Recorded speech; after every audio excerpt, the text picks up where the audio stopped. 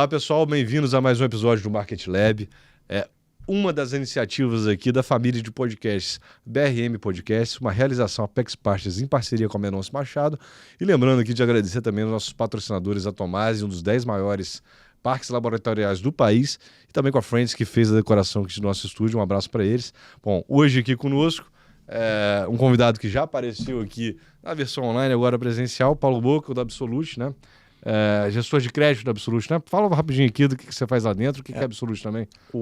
Obrigado pelo convite.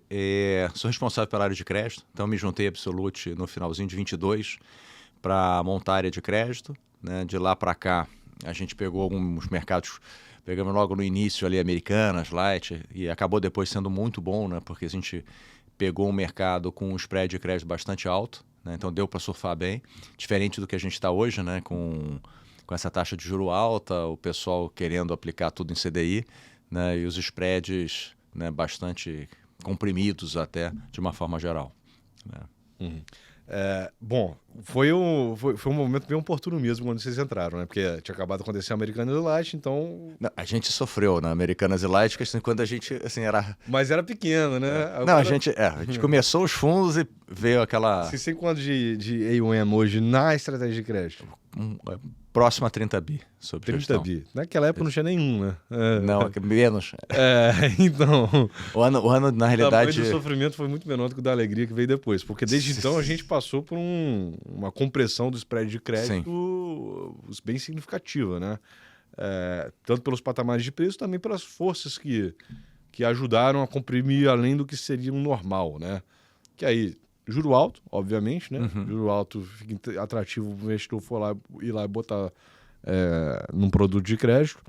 E olhando aqui mais especificamente para os produtos isentos também, a gente teve duas mudanças de legislação que também ajudaram a captação dos isentos, né? A primeira foi 1 ano e meio atrás, mais ou menos, que primeiro restringiu estoque de LCIs, LCAs, CRIs e CRAs. Exatamente. Isso. Naquele momento você já teve um impulso, né?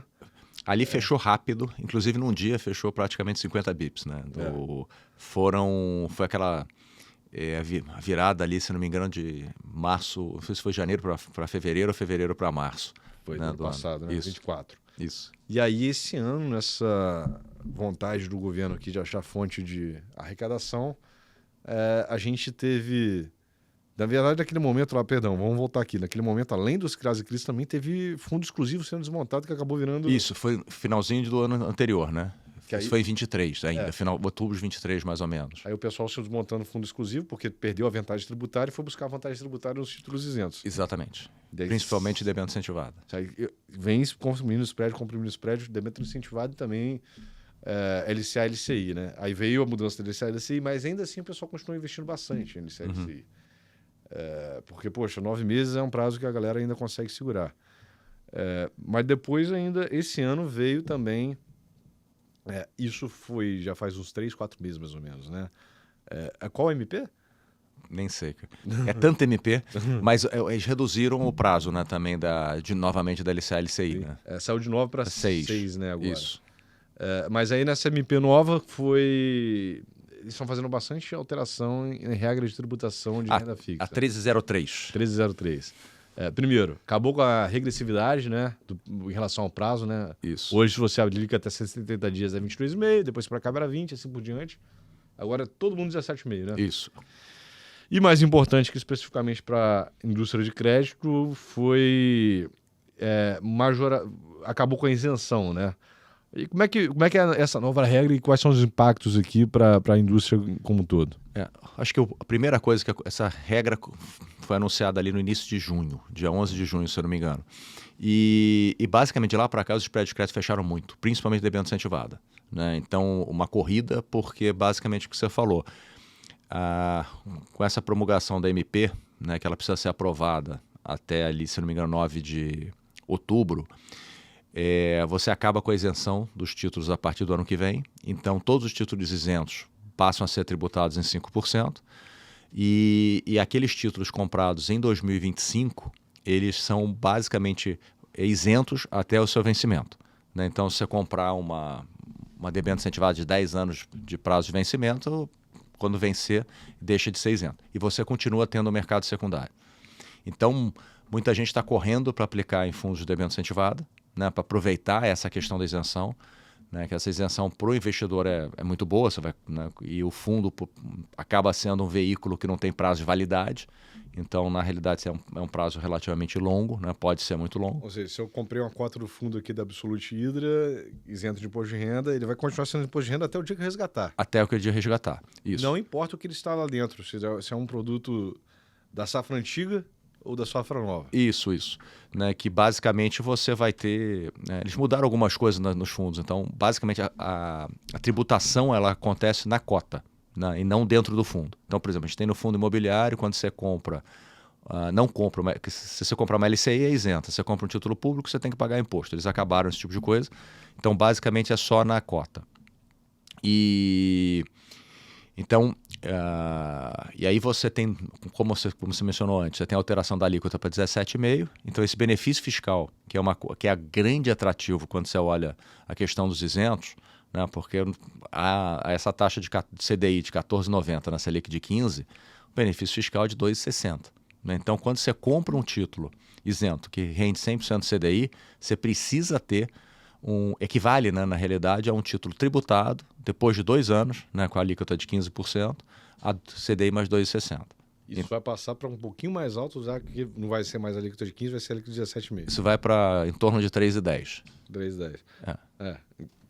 Por causa da alíquota, né? Assim, e como você continua isento e a alíquota vai ser majorada para 17,5% dos títulos tributados, né, isso a partir de 1º de janeiro de 26, né, caso aprovado, você tem esses 2,5% adicional né, que você acaba tendo para quando você vai comparar os dois investimentos. E assim, no caso do fundo, você tem um fundo lá que foi emitido, as cotas foram emitidas antes da tributação. A partir do dia 1º de janeiro, as novas emissões, as ofertas públicas, elas já vão vir, teoricamente, precificadas com um prêmio menor, dado que essas novas ofertas públicas vão ser tributadas em 5%. Sim. Então, assim, vamos supor, a Apex aqui, ela emitiu uma debênture incentivada no dia 30 de dezembro e outra no dia 2 de janeiro. A do dia 2 de janeiro ela tem que ter mais taxa. Tem que ter mais taxa, exatamente. Na teoria, obviamente, né? E você indifere se você compra com mais taxa ou com menos taxa, porque o seu tratamento tributário continua idêntico, dado que a cota do fundo foi emitida antes. Exatamente. Então, para o gestor, então, ele fica até mais atrativo para o gestor que tem as cotas emitidas antes, né, do dia 31 de dezembro, fica até mais atrativo do que propriamente a pessoa física. Afinal de contas, a pessoa física ela vai ter que manter o título com tratamento antigo, um carrego mais baixo, e eventualmente esse título vai vencer, né? E aí, no final das contas, a mim me parece que é um excelente investimento, na teoria, garantir essas cotas hoje. É o que todo mundo está fazendo, né? Sim, o que a gente está, assim, acho que o grande desafio que a gente tem é entender como é que a pessoa física vai encarar essa questão do final da isenção. Né? Até porque a gente, dado que essa isenção ela está junto da cota do produto até o seu vencimento, o que acaba acontecendo? A gente vai continuar tendo um mercado secundário no ano que vem. Ou seja, as pessoas físicas vão continuar conseguindo comprar papéis isentos por um bom tempo ainda, né? Obviamente, cada vez mais, à medida que o tempo passa, mais escassos, mas a gente vai continuar tendo. E você vai ter esses títulos tributados também. Então, esse já é o primeiro desafio. Será que hoje em dia, a pessoa física tende a procurar títulos isentos, muitas vezes até em condições piores do que se ele comprasse um tributado, né? Então, provavelmente esse tipo de coisa deve continuar, porque é uma coisa que a gente encontra já atualmente. E aí, basicamente, o que a gente está falando é que os fundos provavelmente terão essa questão de comprar isento ou tributado para o fundo que vai comprar o que tiver uma melhor relação risco-retorno no final do dia. Né? 2 papéis iguais. Provavelmente o tributado, como você mencionou, deve ter um spread maior. Então, obviamente, o fundo deveria estar comprando esses títulos. Sob o ponto de vista assim, né, teórico, parece uma excelente oportunidade, mas aí a gente começa a entrar em questão também de preço, né? Porque toda essa bagunça, no final das contas, ali desde 2022 até hoje, levou os prêmios desses títulos pro chão, né? Acho que a gente nunca teve um patamar de rentabilidade de taxa de spread tão baixo, né? A gente também nunca teve um CDI tão alto também, por outro lado, que acaba fazendo o benefício fiscal ser alto, né? E diga-se de passagem, no pior momento da crise da Dilma era 14,25, hoje a gente está em 15, né? Então só pra gente ter um... Tudo bem que os Estados Unidos na época também não pagavam esse juro todo, né? Mas ainda assim tem que se refletir como é que a gente chegou nesse ponto, né? Mas não necessariamente esse Selic vai ficar nesse patamar ad eterno, né? Sim. No momento, eventualmente, que ela cairia, esse prêmio também cairia junto. E aí você teria uma correção do mercado. Como é que você enxerga essa relação risco-retorno aqui, olhando, imaginando em que o pessoa vai fazer um investimento? Obviamente, seria ideal ela carregar isso durante muito tempo, mas para um horizonte aqui, dado que ninguém aqui eu acho que vai fazer investimento pensando... Tem uma eleição logo no ano que vem, né? Para um horizonte aqui de um ano. Eu acho que essa é a grande pergunta, né? Porque assim, como é que fica o comportamento do cliente, do investidor ao longo dessa queda né, que a gente espera até que aconteça. Hoje o juro real está praticamente 10%, que é um juro extremamente elevado. E basicamente a gente deve ver, né, a expectativa até que o mercado tem, né, se a gente olhar ali pesquisa Focus e tudo mais, já é alguma coisa ali 12,5, 13%. Ou seja, já tem uma queda. O que a gente tem que olhar também muito é a questão comparativa, assim, o que você faria com o dinheiro à medida que essa taxa de juros for baixando? Será que essa taxa de juros, 2 pontos percentuais menor, sensibiliza o investidor para sair, para tomar risco? Se a gente olhar o que aconteceu, até assim, a gente vai tentar pegar algum momento recente ou mais próximo, a gente chegou a ter taxa de juros de 5, né, finalzinho de 19. Né? Ou seja, a gente já chegou antes até da pandemia e tudo, ou seja, ali os spreads de crédito, até do tributado, né, que na época eu me lembro melhor até, você estava ali em 0,5%. Então os fundos rendiam 110 do CDI, né? Só que o CDI era de 5 e tudo. E mesmo com uma taxa baixa, você não teve uma saída de dinheiro tão grande, basicamente você teve uma saída com a aprovação, nas etapas ali de aprovação da reforma da Previdência, né, que foi basicamente ali julho e finalzinho de outubro, e aí os spreads começaram a abrir um pouco, mas não foi uma coisa assim tão significativa. Então, assim, olhando ali uma taxa de juro alta, a grande discussão é qual é a velocidade que você vai ter, né, com uma taxa de juro caindo e qual é esse patamar para ir para tomada de risco e tudo mais, se mudança de governo e tudo vai estar alterando isso, mas a grande questão é essa, qual é esse patamar que faz as pessoas de fato. Agora, se a gente olhar até para, vamos dizer que seja 10 a taxa, você continua tendo benefício fiscal alto, né? Talvez não seja 2,60, que é o que a gente tem hoje, mas você está falando alguma coisa ali próxima a 2. Pro horizonte aqui que a gente discutiu de um ano é completamente não, tô falando inverossímil a gente ver essa Selic para baixo de 2 dígitos. Né? Então, assim, eu estou tentando até fazer um exercício até se a taxa for para uns 8, né? Começar até a cair para isso. E aí olhando mais um pouco, né, da questão histórica, dado que os brasileiros estão acostumados com renda fixa, não gostam de volatilidade e... né, se assumiriam, né, começariam a ir para a bolsa e tudo mais, tomariam mais risco, mesmo com um juro real relativamente alto. Talvez não tão alto quanto a gente tem hoje, mas a gente vai continuar tendo o juro real mais alto, por exemplo, que os Estados Unidos têm. Né? Os Estados Unidos, se a gente olhar ali naquele período de 18, 19, a gente tinha ali um juro nominal nos Estados Unidos 0. Né? Então até um juro real negativo. Hoje esse juro está ali próximo a 2. Né? Ou seja, como é que isso impacta também a questão de taxa de juros no Brasil e tudo mais, né? Para um horizonte que a maior parte das pessoas consideram para fazer uma alocação em renda fixa, acaba uma abertura de spread decorrente da queda da renda do juro não é uma preocupação muito relevante, né? E do ponto de vista de crédito também, o que acaba acontecendo, né?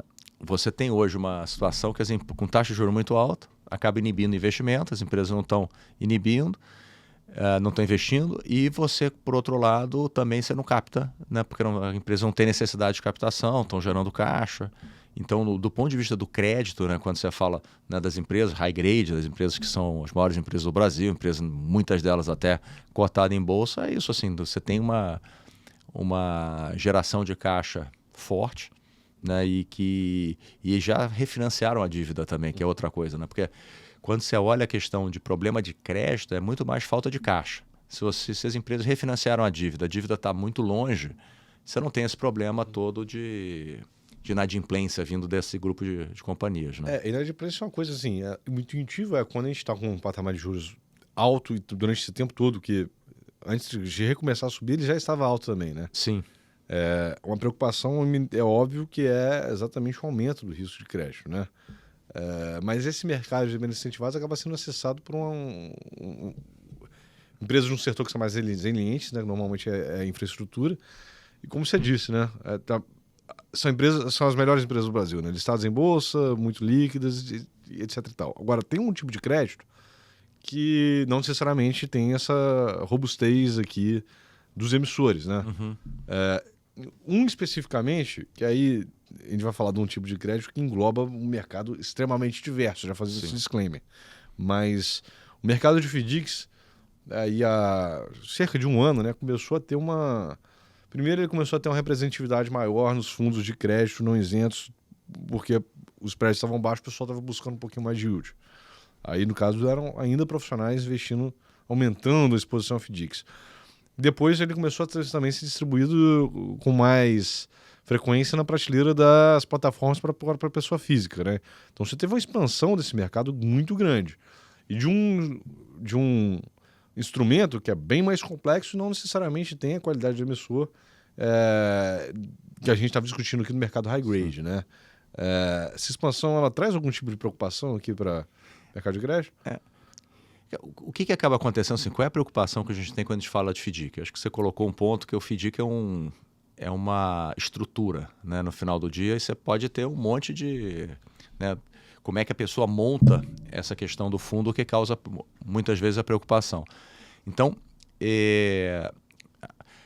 o grande problema quando você olha muito o crédito é a velocidade de crescimento. Então, assim, você teve uma expansão muito grande em FDIC, todo mundo acabou buscando FDIC, porque FDIC ele acaba, né, um pouco assim. Por que as pessoas foram no FDIC? Porque o FDIC é um instrumento ali, quando você compra a cota sênior, né, que é a cota mais protegida e a mais segura, né, no final, ela é uma cota que normalmente não tem volatilidade.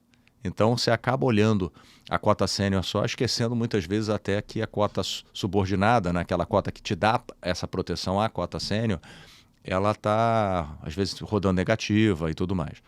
Então, acho que esse é um pouco... E a outra coisa que a gente olha muito na questão, até na escolha de FDIC, é olhar a estrutura, né?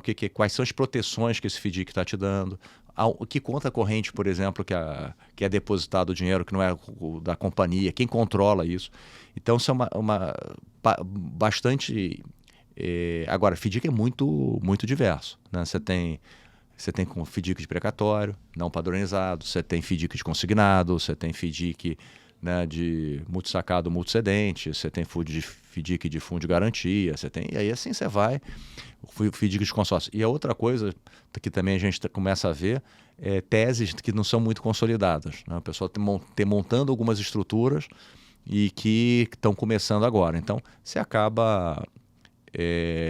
olhando, né, ali, tendo riscos adicionais diferentes. O que a gente procura também fazer muito quando você está escolhendo FDIC é pegar casas que já fazem isso há muito tempo, né, que entendem o que estão fazendo, e para diminuir também um pouco a questão do risco, né, da questão desse negócio que entregam resultados há muito tempo e consistentes, né, também. Perfeito. A gente conversou até agora basicamente de crédito, né, em si, né? Olha, o lado da renda fixa aqui... Estamos falando de spread é sempre sobre o soberano equivalente, seja ele IPCA, seja ele CDI. Hoje o CDI é 15%, isso dá um juro real aí de quase 10%, né? Então a inflação está próxima de 5%. Mas a gente tem ano que vem um ano desafiador. Primeiro, política monetária, uma hora ela fez efeito, né? A inflação já está bem mais baixa do que uma hora esteve. Segundo, a gente tem uma eleição no meio do caminho. O cenário externo também está complicado. Então, assim... Tá alto, o juro real também futuro tá alto, né? As NTNBs estão tradando um patamar bem relevante, mas o que nos parece é que ano que vem a gente vai ter uma... O mercado vai sair de onde está. Está estacionado nesse estresse já faz um belo de um tempo. O investidor se beneficiando do carrego, mas a gente tem um ano que, para o bem ou para o mal, vai mudar os patamares de preço, né? E aí, poxa, o sujeito pode ficar, principalmente se ele for conservador, ele tem que ficar, né, na cobertura do CDI, mas ele também tem a oportunidade de fazer um investimento na renda fixa em outros indexadores, né? E aí, como é que vocês estão vendo aqui essas opções aqui entre o PRE, o PCA e o CDI? Eu acho que o IPCA é um que a gente gosta muito. Se você olhar nesse patamar, ali tem vários indexadores, né, que olham...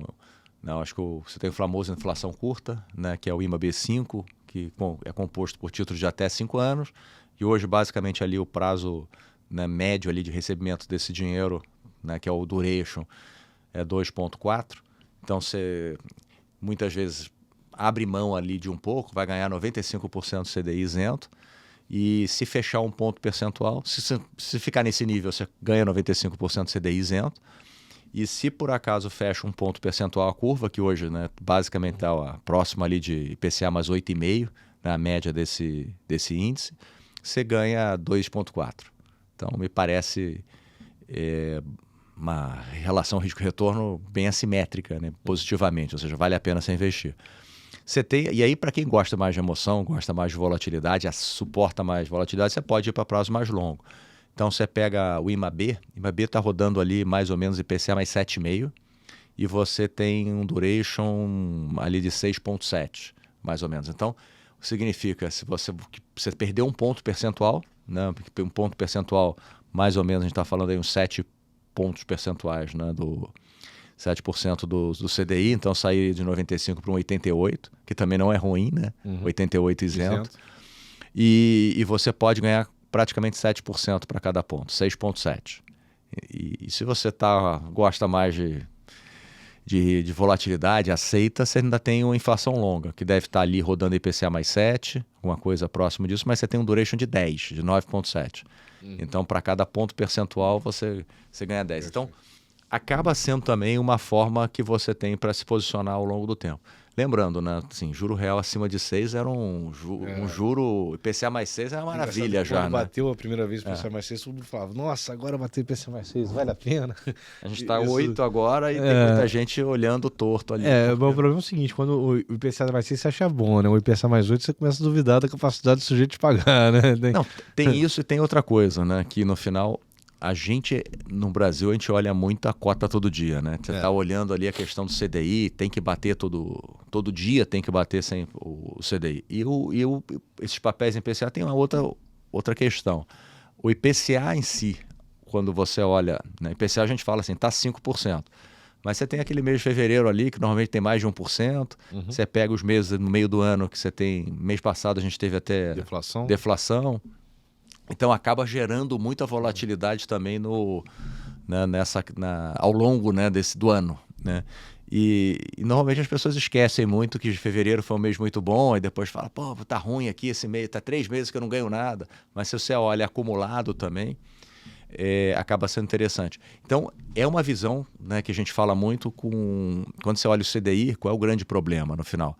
Às vezes você está ganhando muito, mas você tem esse risco de reinvestimento. Porque o CDI, se o CDI cai, a Selic cai numa reunião, no dia seguinte você já está... Esperamos agora que renda menos, né, no final. Sim. Mas quando você está comprando o IPCA, você está comprando para um prazo mais longo, né, que é quase... Ali é o intermediário do pré, né, para o CDI. Né? Então, eu tendo a gostar do juro real, mais até do que o pré. Né? Aí é uma questão, né, pessoal também e tudo.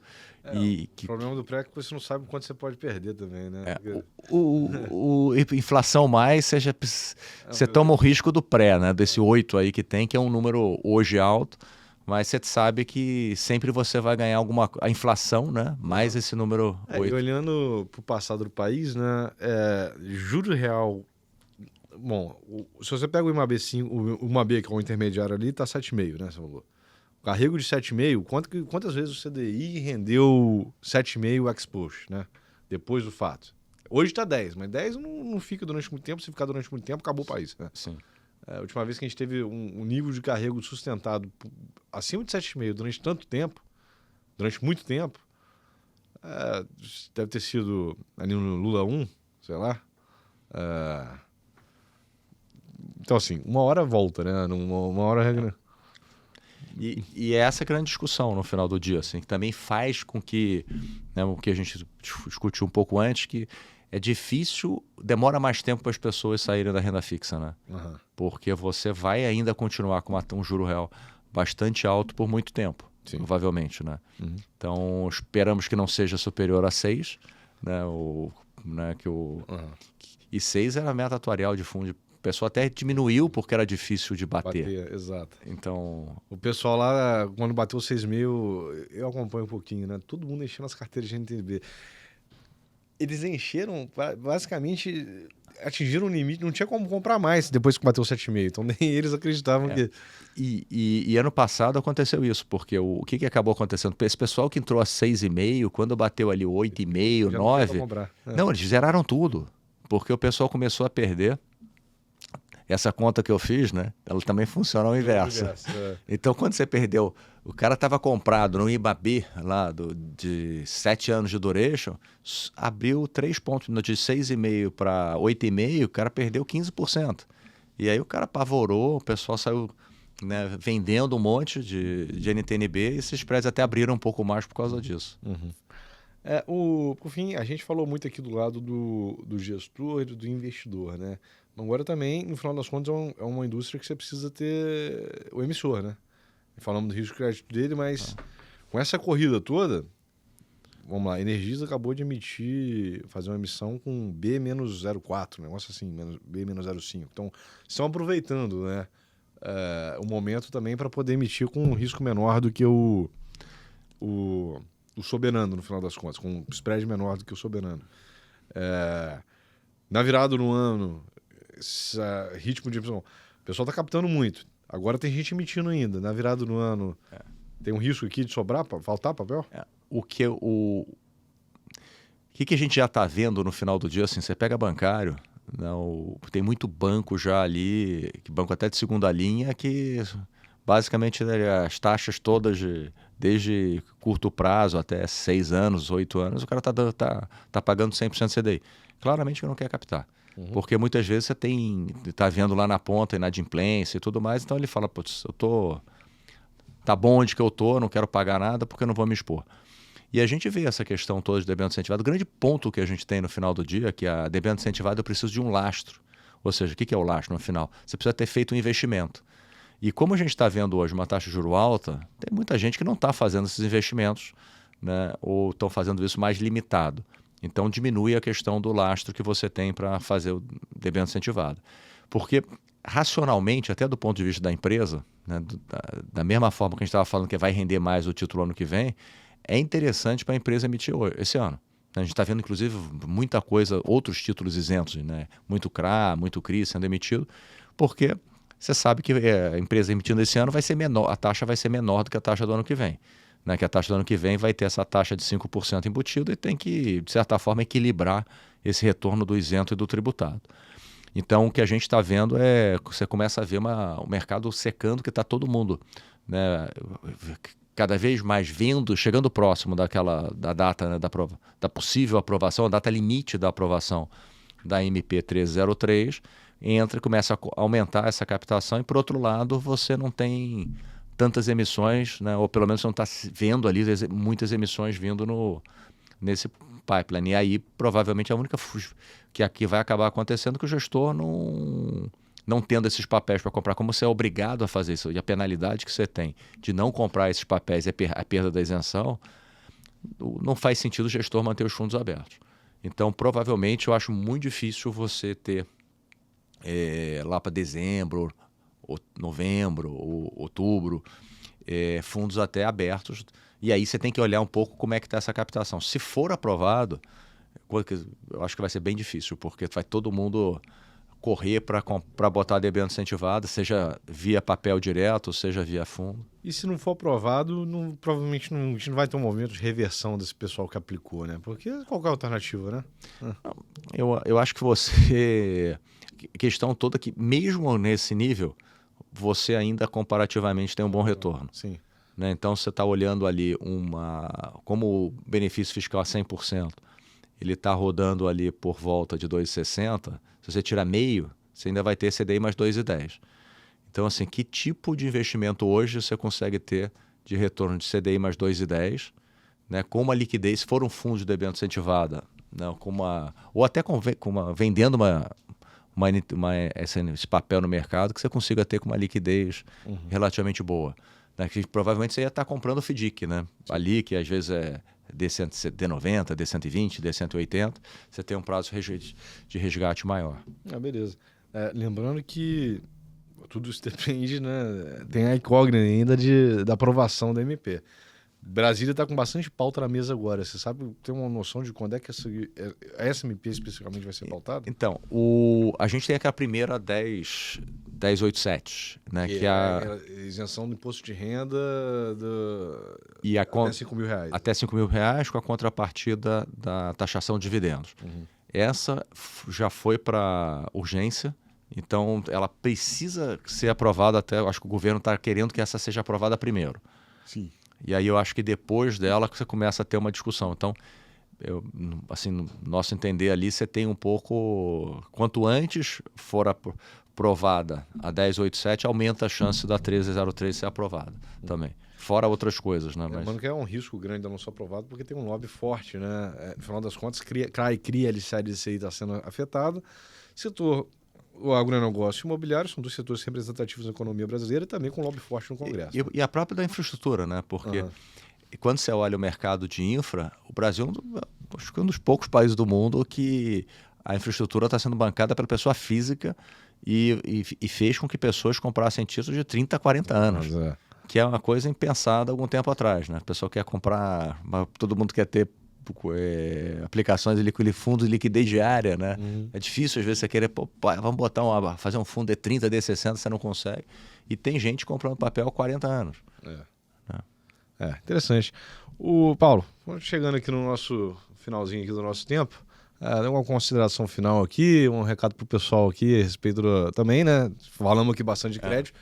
Além de crédito, a Absolute também tem multimercado e ações, né? Quer fazer um jabá aí da gestora? Então, a Absolute é uma casa que tem 60 bi sob gestão e a gente tem fundos, né? A casa foi fundada em 2013. A gente tem, né, fundos de multimercado e fundos de arbitragem, né, que foram duas áreas ali que começaram. Em 2018 a gente começou com fundo de ações e em 2022 os fundos de crédito.